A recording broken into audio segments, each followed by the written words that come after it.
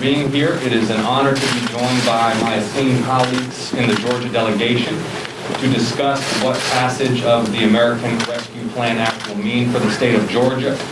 Just in brief, this bill has two main components: direct economic relief for the people and investment in defeating COVID-19. This bill will deliver $1,400 stimulus checks per person, including children, and for the first time, including adult dependents. This bill will significantly increase the child allowance, the child tax credit, which will be raised to $3,600 per child under the age of 6 and $3,000 per child over the age of 6.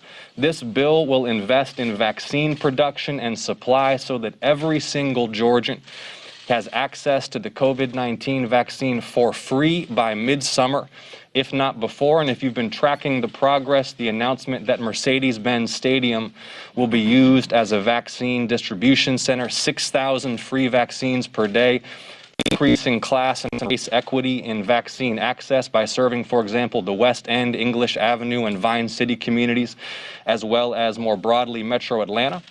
And this bill will deliver $4.5 billion for Georgia's public schools to safely reopen, in addition to more than $8 billion for state and local governments across the state of Georgia. Just a final note on the aid to state and local governments. For the first time, thanks to the hard work of this group, this aid will flow directly to localities with population under 500,000. The CARES Act, the aid went to the state, the governor's office, and mostly to the city of Atlanta. Smaller localities did not get direct aid. We've banded together to fix that, to ensure that not just the smaller cities like Savannah and Rome and Augusta, but also counties and smaller towns will get this direct support. So this is going to be huge help to the people of the state of Georgia. This is economic stimulus from the bottom up and the middle out, not from the top down. 0% of the tax credits and stimulus checks go to the top 1%. This is stimulating and recovering economically by getting help directly to working class and middle class people and investing in the public health effort to defeat COVID-19. And with that, it's an honor and a privilege to welcome my dear colleague, Senator Reverend Raphael Warnock. Thank you so much, Senator Ossoff. I just want to say thank God for Georgia.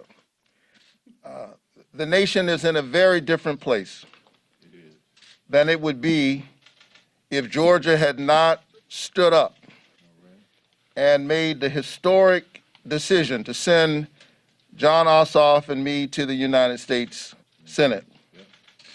Georgia is better off. The whole nation is better off. Because of what you did on January the 5th. And so I'm grateful to be here with all of my colleagues, those who serve in the House, and of course with my brother, Senator Ossoff. And I want to say to Georgia that today is for you. So much is coming out of this bill that puts us in a decidedly different place. This pandemic has been a long, dark night, but just over the horizon, the sun is starting to shine again. $1,400 direct payment in the pockets of 4.6 million Georgians. Some of us have been fighting for years to get Georgia to expand Medicaid. Some said we couldn't afford to expand Medicaid. My position has been we could not afford not to expand Medicaid. That was true before this bill. It is exceedingly true now, as this bill includes $2 billion to expand Medicaid in the state of Georgia. That will more than cover the costs. And so I hope that our leadership at the state level will step up now, refuse to leave $2 billion on the table, expand Medicaid, and get 500,000 Georgians out of the Medicaid gap. This bill, through the Earned Income Tax Credit and the Child Tax Credit, will cut child poverty in half. This bill is historic, and it has the potential to be transformational as we continue to move forward working with all of our partners. Finally, let me say that I'm very proud to have worked with Chairman Scott and with so many others in pushing forward the Relief for Farmers of Color Act that will provide $5 billion of debt relief to farmers of color.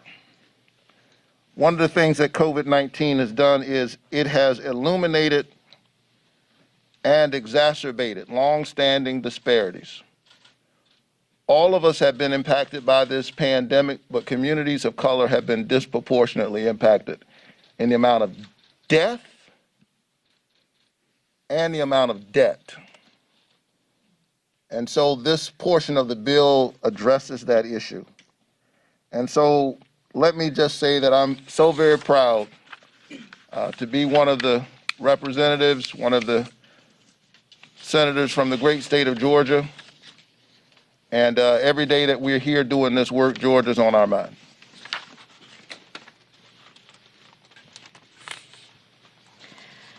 I just want to say thank you all for coming. When I was on the campaign trail last year, and then again when I was campaigning with our two senators, we would say, vote like your lives depend on it, because it does. And now we have delivered on that promise. This bill is about saving lives and about saving livelihoods. It has $70 billion for vaccinations, for building out our public health workforce, for contact tracing and testing, and making sure that we get this disease under control. There are many other very important provisions which the senators have mentioned, but I just want to go back and reemphasize something very important to me, to the 7th Congressional District, and to Georgia, and that is the very important changes that are going to be made around health care and health insurance. Right.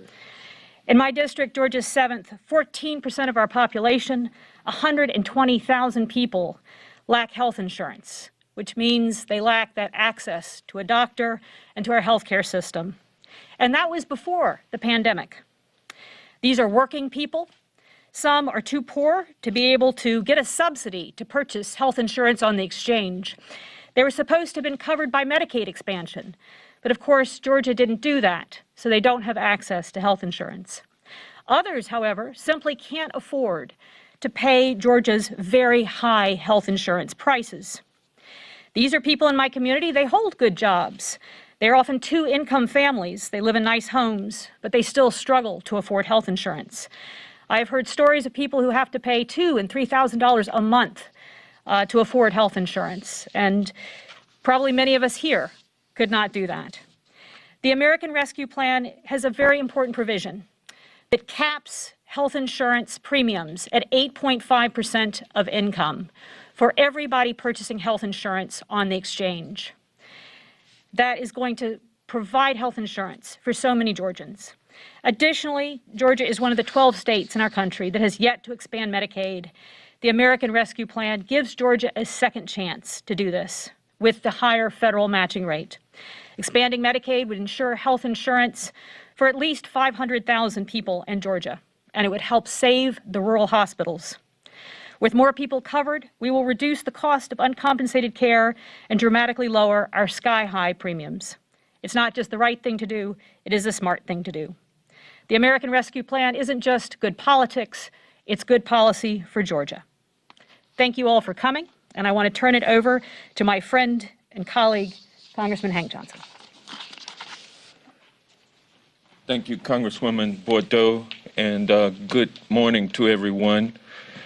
I think I'm the only person standing up here who served during the entire 4 years of the previous administration, and I can tell you that not once during that 4-year period am I aware of that we received any kind of legislative proposal from the White House. But less than 30 days into the Biden administration, we received the bold, progressive legislation from the Biden administration known as the American Rescue Plan. And as I said, it's bold and progressive. It features provisions that have not been duplicated ever in the history of this great nation. This Congress, this House of Representatives, this Senate has passed this monumental legislation. Today, the House will come back and vote on the Senate version, and we will pass it, and then Joe Biden's legislation will be on his desk for his signature.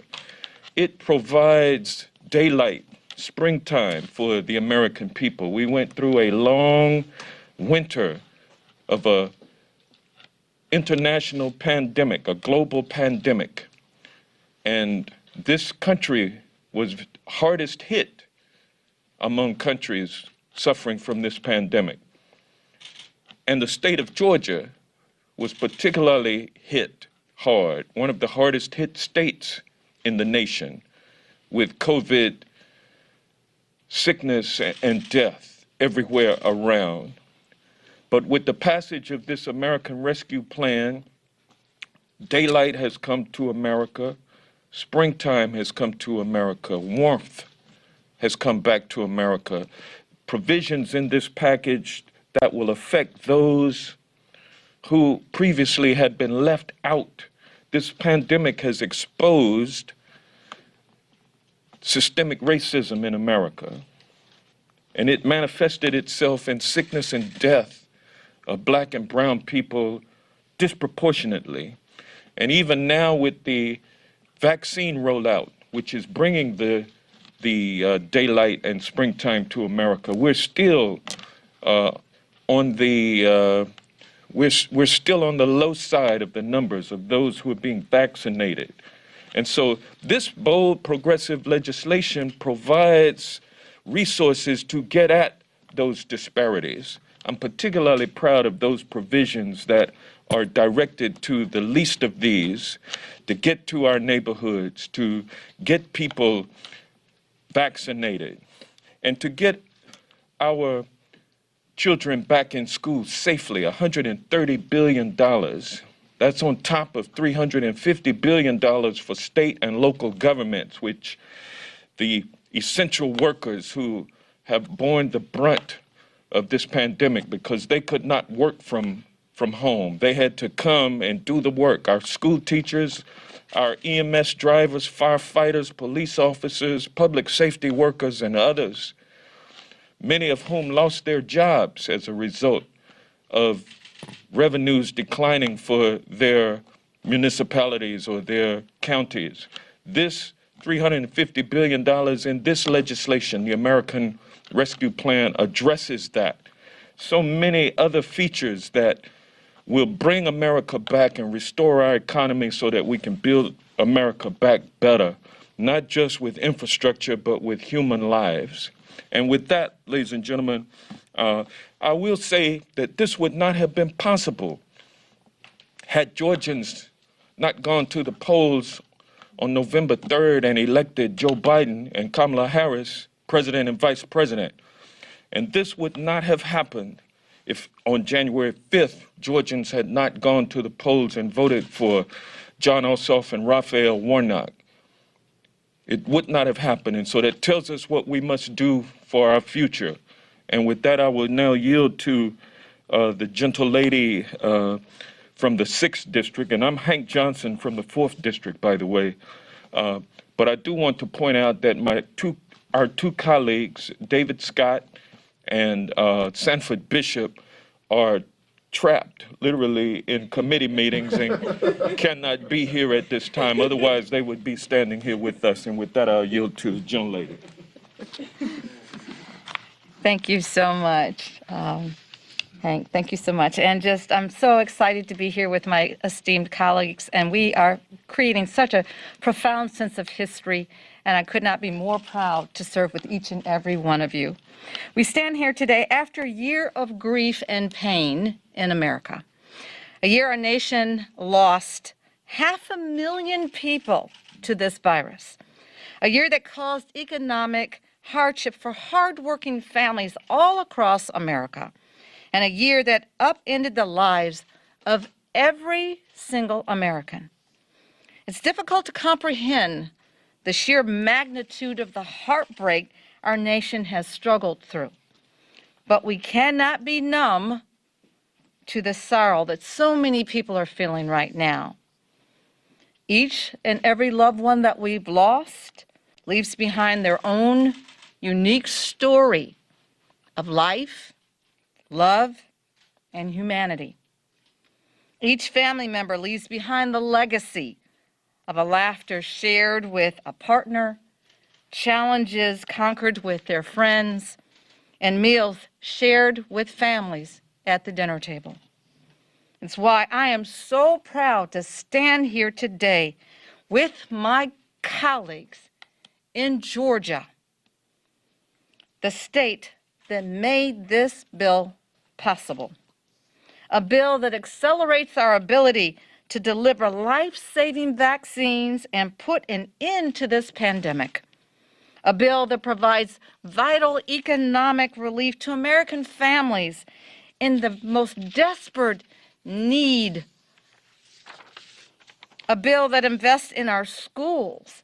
And I'm so proud to say that in my 3 county districts in Georgia's 6th congressional district, $700 million is appropriated to get our teachers and staff and children back to in-person learning. Giving our children and our teachers the resources that they need to safely return back to some sense of normalcy. A bill that helps us move past this year of pain and struggle. A year in which Americans met untold grief with uncommon resilience. Because it's that uncommon resilience that drives this nation, that drives my colleagues and I here in Washington every single day. It's what has always made this country so strong and so vital. And it's why together that we are going to continue to usher in a future that is filled with hope and for a brighter world. And I cannot tell you how profoundly excited we are that we've been able to craft this legislation, move it forward, making sure that every American has access to a vaccine, making sure that all our children can move back to in-person learning, and to make sure that every American in this country has the ability to have financial assistance to get up, back, and moving in society again. And at this time, I'd like to turn the podium over to my brand new colleague and esteemed friend and colleague from Georgia, Nikema Williams. Thank you so much, Congresswoman Macbeth. I am Congresswoman Nikema Williams, representing Georgia's 5th Congressional District, and I am happy to have my colleagues here with me today and some constituents. Y'all, the work that the House and Senate has done to pass the American Rescue Plan benefits the entire state of Georgia. It's unheartening that some people are not willing to vote for this life-saving bill. But if they knew what I knew and they saw what I saw, they would be standing with me to stand up for their constituents as well. We will get this done, and we'll pass the American Rescue Plan today for the sake of all Georgians and all Americans. In this dual public health and economic crisis, people are hurting, and relief is needed immediately. As a mother of a kindergartner, this bill kind of hits home for me, as we're sending money back to Georgia to get all of our children back in the classroom safely and provide childcare for working families so that they can make a living to put food on the table and get our economy reopened. The American Rescue Plan expands access to safe and reliable childcare. The bill rescues the childcare system from the brink of collapse, providing Georgia with over $1.5 billion in childcare funding through the Child Care and Development Block Grant for childcare providers as the country reopens and provides financial relief for families struggling to cover costs. The American Rescue Plan includes over $26 million for Georgians and critical funding for Head Start by providing $1 billion for Head Start to equip facilities with the resources to safely stay open by PPE, technology, and hire more staff, and also ensure families can continue to access quality early learning opportunities that we all know are so vital. It's a shame that some people are playing political games with this bill instead of looking out for the people that they were sent to Washington to represent. But today, we're going to take the final step in passing the American Rescue Plan, and we're going to do it for the people. Thank you so much.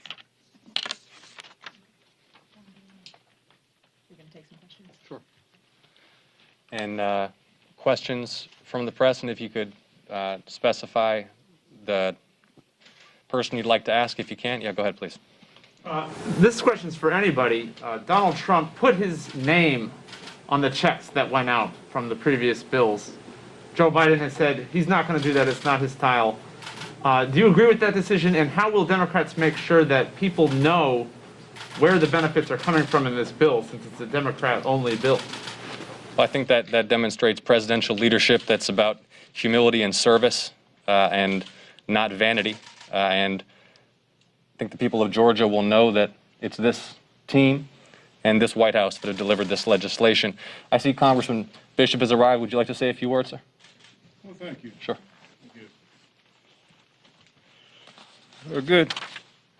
Good morning, almost afternoon. Truly, this is the day that the Lord has made, and we should rejoice and be glad in it because we have something to celebrate today. Today, we deliver on a promise that we made to the American people, and particularly the people of Georgia and, of course, my 2nd Congressional District. We're just so excited that we're able to pass this American Rescue Plan, which will be transformational in Georgia. The numbers don't lie. Georgia's elementary and secondary schools will get $4.4 billion, and higher education will get $1.2 billion to put students back in school safely, and various child care grants and assistance to allow parents to get back to work. Georgia will receive $1.595 billion. Over 250,000 Georgians will continue to get their unemployment benefits, and $300 a week for a total of $81 million for Georgia. We'll receive $562 million in emergency rent assistance. Rural transit in Georgia, $1.5 million. State and local governments, for $8.4 billion to help support vital public services.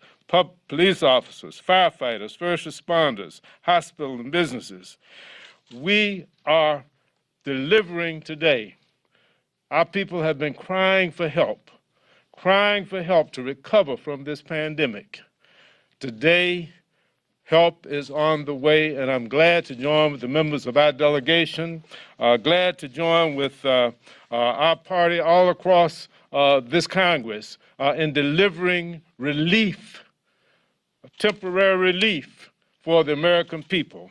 It is long overdue, and we're glad to be able to present it.